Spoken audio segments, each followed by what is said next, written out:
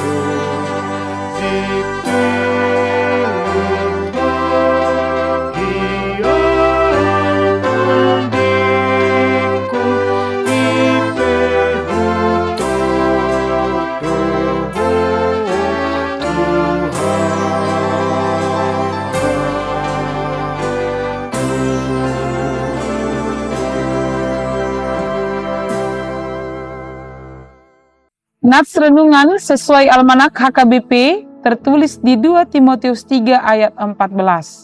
Demikian bunyinya. Tetapi hendaklah engkau tetap berpegang pada kebenaran yang telah engkau terima dan engkau yakini, dengan selalu mengingat orang yang telah mengajarkannya kepadamu. Tetaplah berpegang kepada kebenaran. Saudara-saudari yang kekasih, dengan meningkatnya ilmu pengetahuan dan teknologi, dunia disatukan di dalam genggaman kita melalui handphone. Semua informasi dari semua negara dapat kita buka, dapat kita baca dan kita pelajari. Semakin meningkat pengetahuan kita tentang ilmu pengetahuan dan semakin banyak hal yang kita ketahui yang sebelumnya tidak kita ketahui dan kita kenal. Semakin banyak juga hal yang telah kita terima. Termasuk ajaran-ajaran di belahan bumi manapun, sangat mudah kita akses ajaran-ajaran yang muncul dengan aliran kepercayaan yang berbeda. Tidak jarang itu bisa mempengaruhi pikiran kita dan bisa menimbulkan keraguan atas iman dan kepercayaan kita kepada Tuhan. Bukan itu saja, dalam menghadapi pergumulan hidup, selalu ada menawarkan kata-kata bijak, motivasi-motivasi dari motivator-motivator terkenal, trik ekonomi, trik hidup bahagia, trik hidup sukses, membuat anak-anak berhasil. Orang berlomba-lomba sukses dengan cara yang salah pun dilakoni, sehingga kebahagiaan yang diimpikan bisa menjadi kehancuran karena terjadi paksa memaksa. Role model kehidupan berdasarkan tren yang terjadi. Saudara-saudari yang dikasihi Tuhan Yesus, Paulus menasehati Timotius muda yang diperhadapkan dengan penganiayaan dan kesesatan. Maka Paulus mengingatkan dengan nats ini, demikianlah kita juga diajak supaya tidak tersesat dengan hal-hal yang menyimpang dari ajaran Tuhan yang ditawarkan oleh dunia dengan tetaplah berpegang pada kebenaran. Kebenaran mana? Kebenaran yang kita terima dan kita yakini. Apakah atau manakah yang dimaksud dengan kebenaran? Paulus menegaskan kebenaran itu ada di dalam kitab suci atau Alkitab. Kitab suci yang berisi kebenaran itu memberi kita hikmat, menuntun kita kepada keselamatan oleh iman kepada Kristus. Kenapa atau mengapa kitab suci terjamin kebenarannya? Firman Tuhan mengatakan karena segala tulisan yang ada di dalamnya diilhamkan oleh Allah. Memang manusia tertentulah yang menulisnya, tetapi Tuhan melalui Roh Kudus memberi ilham atau wahyu kepada para penulisnya. Para penulisnya adalah manusia biasa yang juga berdosa, tetapi karena Roh Kudus yang bekerja dalam diri mereka, kelemahan atau dosa mereka itu tidak menodai kebenaran kitab suci. Karena itu, kitab suci itu adalah benar-benar bersumber dari Allah yang fungsinya untuk mengajar, untuk menyatakan kesalahan. Kita memang tidak harus menghafal seluruh kitab suci. Kita tidak boleh memperlakukan kitab suci sebagai undang-undang untuk menyoroti kesalahan orang lain. Tetapi seperti Timotius yang mendapat bimbingan dari Lois, ibunya, dan Eunike, neneknya, lalu selanjutnya dari Paulus berdasarkan kitab suci. Maka Timotius memperoleh pegangan yang benar, yaitu firman Allah. Pegangan yang benar itulah yang dipakainya untuk melayani, untuk menghadapi jemaat yang telah diberikan Tuhan untuk dia layani atau gembalakan. Saudara-saudari yang dikasihi oleh Tuhan Yesus Kristus, banyak tantangan yang dihadapi oleh Timotius. Apalagi dia masih muda, apalagi dia harus menjadi teladan. Maka firman Tuhan yang telah dia dengar dari ibunya dan neneknya, itulah yang menguatkannya.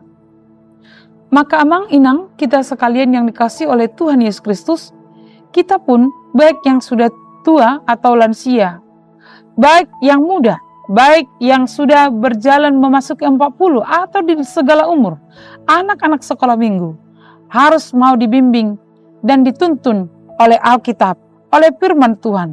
Apalagi ibu-ibu muda harus banyak juga membaca Alkitab. Walau perjuangan berat antara membaca kitab suci atau berselancar di media sosial, tidak ada habis waktunya.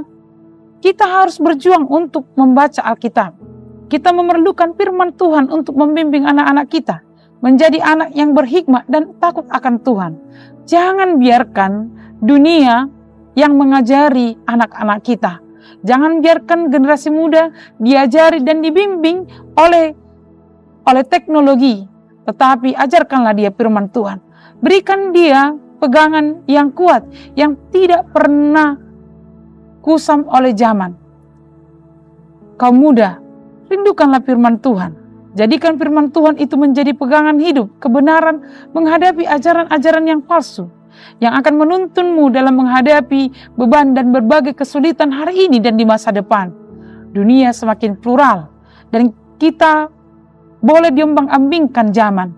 Itu sebabnya kita memerlukan pegangan yang kuat, dan pegangan yang kuat yang harus menjadi kebenaran dalam kehidupan kita, yaitu adalah firman Tuhan. Panduan, trik, tips boleh berubah seiring perjalanan dan perkembangan zaman, tetapi firman Tuhan tidak akan pernah berubah. Dalam firman Tuhan ada kebenaran, menuntun kita kepada kehidupan, menuntun kita kepada perjalanan masa depan, surga yang telah dipersiapkan Tuhan kepada kita, menuntun kita ketika kita tidak mampu menentukan keputusan yang terbaik dalam hidup kita. Firman Tuhan akan membantu kita. Firman Tuhan menguatkan kita, membantu kita untuk terus meraih masa depan kita. Maka jangan pernah meninggalkan firman Tuhan. Bacalah, nikmatilah, hidupilah. Itu akan menjadi pegangan hidup kita yang tidak bisa dilenturkan oleh apapun. Amin. Tuhan memberkati kita. Kita bernyanyi dari buku nyanyian nomor 25 ayat 1 dan 2. Firman-Mu Tuhan Allahku.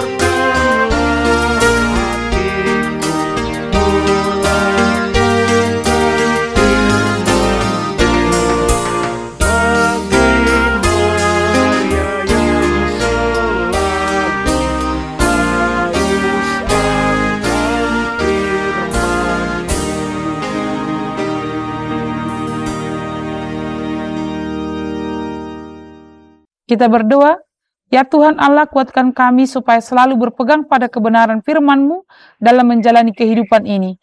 Dalam nama Yesus Kristus kami berdoa. Amin.